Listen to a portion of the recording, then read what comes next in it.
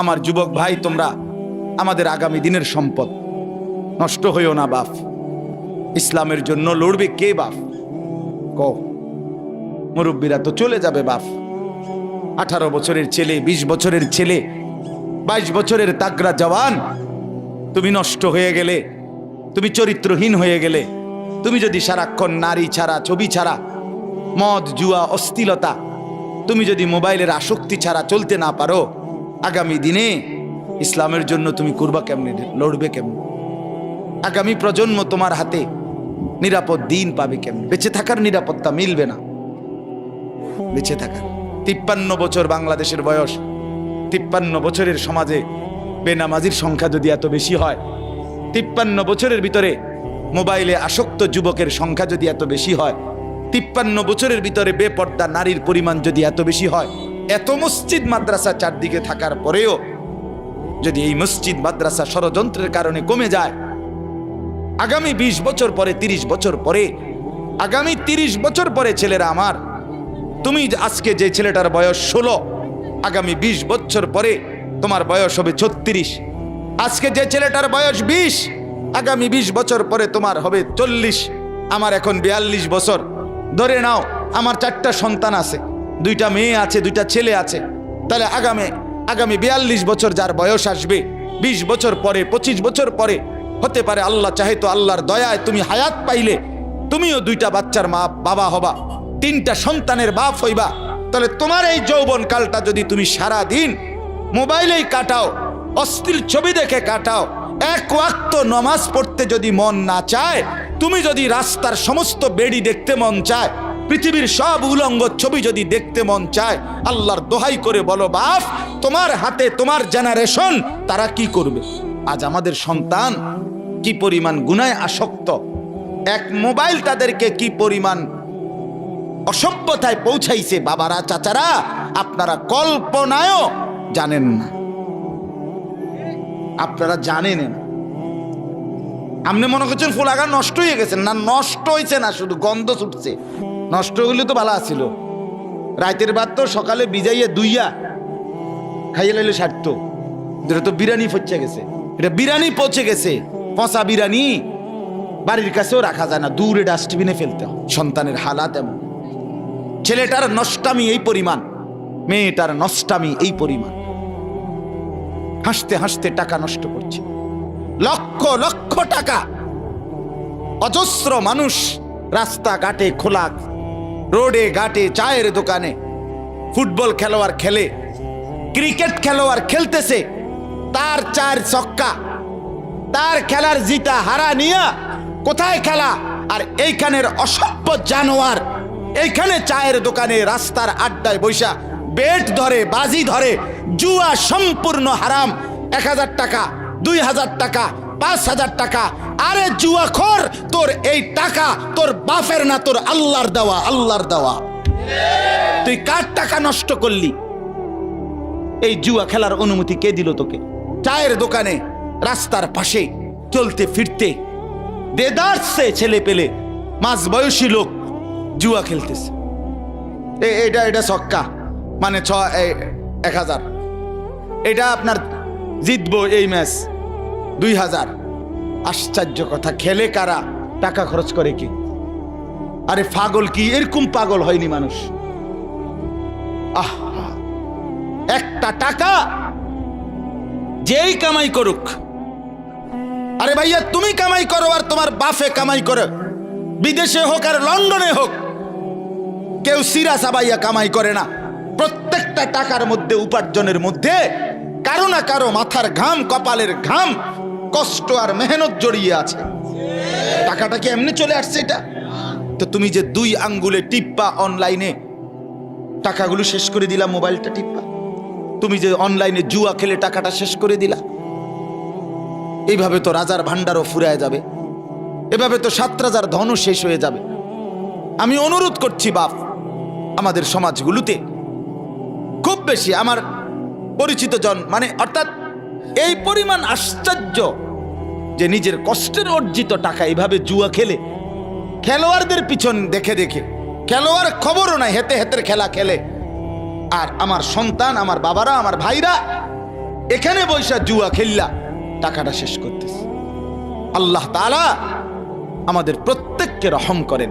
কোরআনুল কারীমের মধ্যে আছে মদ এবং জুয়ার মাধ্যমে এই বেট বলেন, আপনারা কি বেট কর না? কিতা বেট বাজি, বাজি ধরা আর কি, কথা বোঝেন নাই আপনারা? এটা আছেনি আপনার এলাকায়? হ্যাঁ, এই ডাকাতরে বলবেন তুই ডাকাত, তুই জুয়ারি, তুই নিকৃষ্ট পাপী বেটা, তুই নিকৃষ্ট পাপী, তুই এই সমাজ নষ্ট করে দিলি, তুই আগামী প্রজন্ম শেষ করে দিলি বেটা। জুয়াখোর তার পরিণতি এই বেট বলেন, বাজি বলেন, জুয়া বলেন, জুয়ারি শেষ পর্যন্ত নিজের বউ, নিজের মেয়ে, নিজের ছেলে, নিজের আপনজনের ইজ্জত বিক্রি করতেও লজ্জাবোধ করে না। এত নিকৃষ্ট হয়ে যায় মানুষ। শেষ পর্যন্ত বউ বেচ চালায়, শেষ পর্যন্ত সন্তান বেচ চালায়। নিকৃষ্ট পরিণতি এটা। কোরআনুল কারীমে আছে শয়তান তোমাদেরকে, আল্লাহ বলছে মদ এবং জুয়ার মাধ্যমে শয়তান তোমাদের পরস্পরের মধ্যে আদাওয়াত, শত্রুতা তৈরি করে, তোমাদেরকে আল্লাহর স্মরণ ভুলায়া দেয়, তোমাদেরকে নামাজ ভুলায়া দেয়। ইউকিউল আদাওয়া, আদাওয়াত তৈরি করে। আমি এই জন্য অনুরোধ করলাম, কেউ যদি সন্তানের মানুষের দিকে যদি নজর না দেন, আপনার ছেলে, আপনার মেয়ে, আপনার স্ত্রী, আপনার বাবা, আপনার ভাই, আমরা জলজ্জান্ত মানুষ, হিসাব হবে আমাদের, বিচার হবে আমাদের, হাসরের মাঠ আমাদের জন্য, আল্লাহর সমস্ত ফয়সালা আমাদের জন্য। কবর, হাসর, মিজান, ফুলসেরাত এগুলো মানুষের জন্য না গরু ছাগলের জন্য? তাহলে আমরা মানুষ যদি সংশোধন একজন আরেকজনের জন্য না করি, একজন বাবা যদি তার স্ত্রী, ছেলে মেয়ের নামাজ, রোজা, আখিরাত, পরকালের ফিকির না করে, সোফা বানাইয়া কি লাভ? খাট বানাইয়া কি লাভ? আপনার বানানো 50,000 টাকার সোফাতে বসে আপনার স্ত্রী, ছেলে মেয়ে সারাদিন, সারা রাত, রাত 2টা পর্যন্ত আমনের ঘরে রঙিন টেলিভিশনে নর্তকীর নাচ, উলঙ্গ ছবি, জিনা, ব্যভিচার, হিন্দি সিরিয়াল দেখে। এটার মধ্যে আপনার এই সোফা আপনার ব্যবহৃত ঘরের সামান, অথচ আপনার বিবি বাচ্চা নাফরমানি করছে। আল্লাহর কসম, কসম আল্লাহর, আপনি মৃত্যুর পরেও যতদিন এই গুনার সামানগুলো থাকবে, এই রঙিন টেলিভিশন যতদিন থাকবে, যতজন আপনার বউ বাচ্চা, নাতি নাতনি, ফুতের বউ, ছেলের বউ, মেয়ের জামাই রঙিন নাচ গান দেখবে, আল্লাহর কসম এই কোরআন ধরে বললাম, আপনার আমল নামায় ওই নাফরমানদের গুনার 100 সমান গুনাহ আপনার নামও লেখা হবে। অর্ধেক অর্ধেক না, সমান সমান। অর্ধেক অর্ধেক না, কদ্দুর কদ্দুর, সমান সমান। কানা আলাইহি মিনাল ইসম মিসলু আসাম মান তাবিআহু। মিসলু মানে সমান, অর্ধেক না, 20% না, 100%। নেক কাজও যেটা রেখে গেছেন, মসজিদে দিয়ে গেছেন, মাদ্রাসায় দিয়ে গেছেন, এখানে যত বাচ্চা আল্লাহর কোরআন পড়বে, আপনার মৃত্যুর পরে আমল নামা এদের নেকির সমান আপনার নামও আসবে, কোনো সন্দেহ নেই।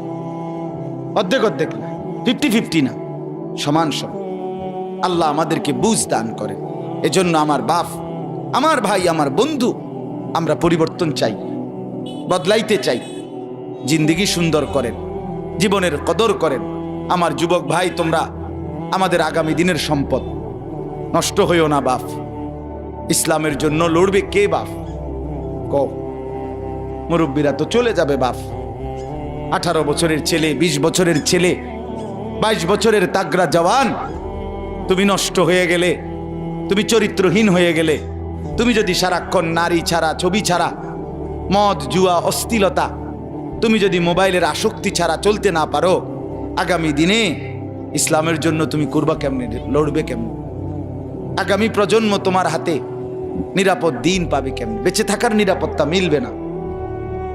বেঁচে থাকার 53 বছর বাংলাদেশের বয়স, 53 বছরের সমাজে বেনামাজির সংখ্যা যদি এত বেশি হয়, 53 বছরের ভিতরে মোবাইলে আসক্ত যুবকের সংখ্যা যদি এত বেশি হয়, 53 বছরের ভিতরে বেপর্দা নারীর পরিমাণ যদি এত বেশি হয়, এত মসজিদ মাদ্রাসা চারদিকে থাকার পরেও যদি এই মসজিদ মাদ্রাসা ষড়যন্ত্রের কারণে কমে যায়, আগামী 20 বছর পরে, 30 বছর পরে, আগামী 30 বছর পরে ছেলেরা আমার, তুমি আজকে যে ছেলেটার বয়স 16, আগামী 20 বছর পরে তোমার বয়স হবে 36। আজকে যে ছেলেটার বয়স 20, আগামী 20 বছর পরে তোমার হবে 40। আমার এখন 42 বছর। ধরে নাও আমার 4টা সন্তান আছে, 2টা মেয়ে আছে, 2টা ছেলে আছে। তাহলে আগামী 42 বছর যার বয়স আসবে, 20 বছর পরে, 25 বছর পরে, হতে পারে আল্লাহ চাহে তো আল্লাহর দয়ায় তুমি হায়াত পাইলে তুমিও 2টা বাচ্চার মা বাবা হবা, 3টা সন্তানের বাপ হইবা। তাহলে তোমার এই যৌবন কালটা যদি তুমি সারা দিন মোবাইলেই কাটাও, অশ্লীল ছবি দেখে কাটাও, এক ওয়াক্ত নামাজ পড়তে যদি মন না চায়, তুমি যদি রাস্তার সমস্ত বেড়ি দেখতে মন চায়, পৃথিবীর সব উলঙ্গ ছবি যদি দেখতে মন চায়, আল্লাহর দোহাই করে বলো বাপ, তোমার হাতে তোমার জেনারেশন তারা কি করবে? বলো ভাই, আল্লাহ দিলে তোমার যখন একটা ছেলে হবে 12 বছরের, 14 বছরে, সে কি করবে? কি মনে হয়? সে জুনায়েদ বাগদাদি হবে, সে বাইজিদ বুস্তামি হবে? দোস্ত আমার, নষ্ট না হই, নিজেকে নষ্ট না করে। কিয়ামত নিশ্চিত, আখিরাত নিশ্চিত। নিশ্চিত কিনা? কমপক্ষে বিবেকটা যেন এরকম হয়, ভেতরের দিলটা, ভেতরের আত্মাটা যেন এতটুকু পরিমাণ হয় যে গুনাহ করিলে মনটার মধ্যে অস্থিরতা লাগে, নেক কাজ করিলে ভালো লাগে। এদ্দুর যদি কোনো অন্তরের অবস্থা ভিতরের থাকে, আল্লাহ রসুল বলছে এখনো সে মুমিন।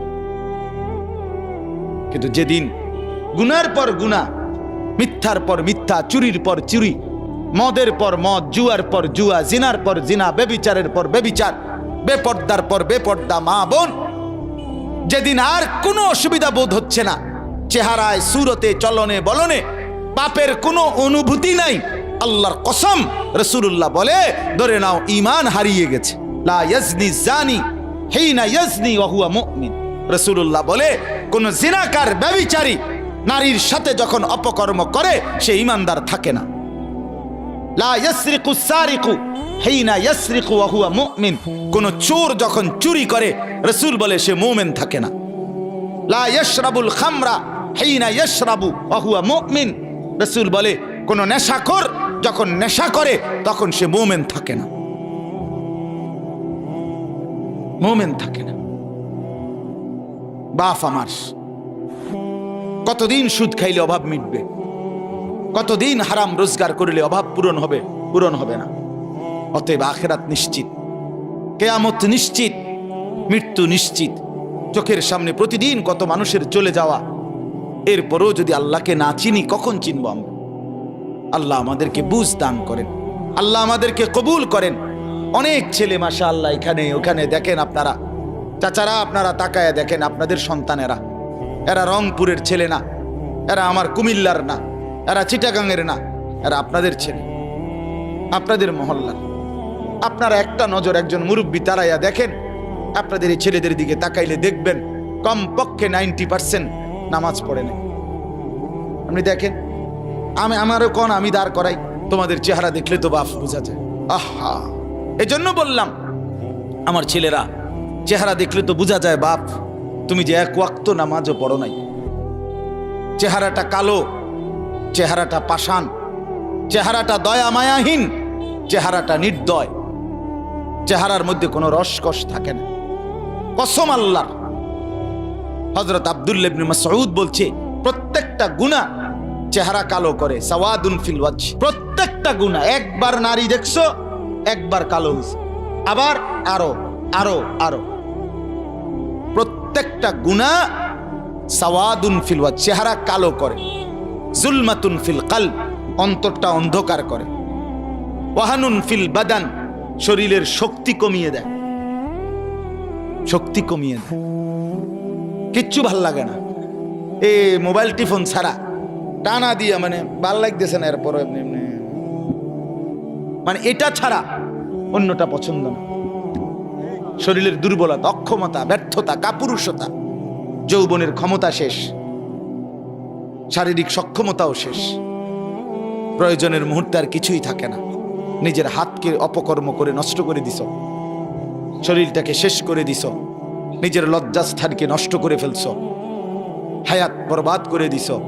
চিরেই দুনিয়াতেও আফসোস মিলবে, আখিরাতেও আফসোস মিলবে। হ্যাঁ, আমি খোলামেলা কইলাম, হিম্মত করে কইলাম, সাহস করে বললাম। এজন্য হযরত আব্দুল্লাহ ইবনে মাসউদ বলেন, চেহারা কালো হয় গুনাহ, অন্তর অন্ধকার হয়, শরীর দুর্বল হয়। 4 নাম্বার, দাইকুন ফির রিজক, রিজিক সংকীর্ণ হয়, রিজিক কমে যায়। 5 নাম্বার, বুগদাতুন ফি কুলুবিল খালক, সমস্ত মানুষের অন্তরে ঘৃণা তৈরি করে। কোন মানুষ এই নাফরমানকে পছন্দ করে না। কথা বলেন। 2 জন এক লগে জুয়া খেলে, আপনি এর এক লগে হেরা এক সমান না। আজ 3 বছর এক লগে জুয়া খেলে, আপনি মনে করেন এখান থেকে একজন রে আপনি আলগা ডাইকা জিগান, তোর দোস্ত কেমন, কবে 1 নম্বর সিটার। হ্যাঁ, কি কন বলবে না? বলবে সিটারের সর্দার, বাট পার। কি রে কস, তোর লগে চলে, একসাথে জুয়া খেলস, তুই কেমনে তারে খারাপ কস? ওমা, তো আমি কি হেরে কি আব্দুল কাদের জিলানী কইতাম? এ বলবে এই কথা। এ কি বলবে, আমি কি জুয়ারি রে বুঝি আমি বালা কইতাম? আমি বালা কম কেমনে? আর মন্দ লোকেও মন্দকে মন্দ বলে, ভালোরাও মন্দ বলে। আচ্ছা, একজন লোক নামাজি, আপনি একটা জুয়ারি মদখোরকেও জিগান, ভাই উনি কেমন? সে বলবে, ভাই আমি খারাপ হইতারি, কিন্তু সে ভালো। ঠিক কিনা বলেন না কেন? আমি মানুষটা খারাপ, কিন্তু ভাই এটা সত্য যে এবার নামাজ পড়ে। তাহলে ভালোকে মন্দও ভালো বলে, ভালোও ভালো বলে। এই জন্য বন্ধু, চেহারা কালো হয়ে গেছে অনেকে। দেখো তুমি, দেখো দেখো দোস্ত, কোনোভাবেই তোমার মধ্যে স্বস্তি নাই। চুল কেমনে রাখলে তোমার থেকে তৃপ্তি, তুমি আজও সিদ্ধান্ত নিতে পারলা না। তোমার এটা ব্যর্থতা না? কোন প্যান্টের কোন মডেলটার উপরে তোমার তৃপ্তি হয়? আজকে এতদিন হয়েছে তুমি এটার স্থির হইতে পারলা না। অস্থিরতা, এটা তো অনেক বড় একটা ত্রুটি। অস্থিরতা যে আমি কেমনে সুন্দর লাগে আমারে, আমি এটাই ফয়সালা করতে পারলাম না। তো তোমার বাত রান দেখে তুমি বেকুবের বাত, আহাম্মক কোথাকার বেটা। আমি তো 42 বছরে কোনোদিন আর ডিজাইন বদলাইতে হয় নাই, ডিজাইন বদলাইতে হয়। তুমি তো অস্থির, তোমারে তো দুশ্মনে অস্থির বানায় দিছে। একবার বলছে ডান দিকে চুল বড় কর, আরেকবার বলছে বাম দিকে চুল বড় কর, আরেক দিকে বলছে সামনের দিকে চুল বড় কর, আরেকবার বলছে এদিক দিয়ে একবার সাদা বানাই এলা, এদিক দিয়ে বাড়াইয়া রাখ, আরেকবার বলছে এবার এদিক দিয়ে সাদা বানা। হায় হায় রে, তুমি একটা বার, আমি যদি এখানে এই ছেলেটারে বলি, এই তোমারে আমি কইলাম যে একবার ডাইনা তুডাও, উডাও, নামাও, বামা তুডাও, ঠ্যাঙ্গাল গি দাও, তো একবার কইলাম ঠ্যাঙ্গাল গি দাও, একবার কও ঠ্যাং নামা, তো তুমি